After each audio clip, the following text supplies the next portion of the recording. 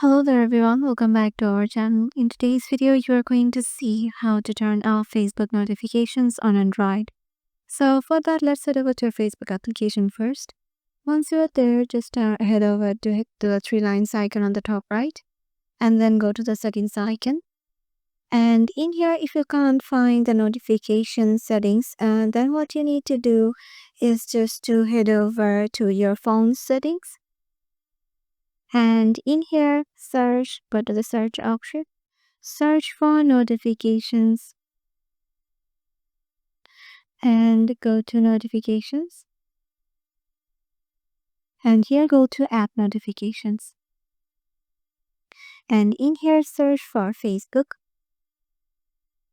So as you can see, I have already turned off my Facebook applications notification on my Android phone.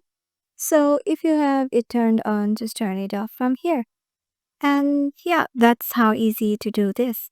Hope this video will help you out and we'll see you in the next one.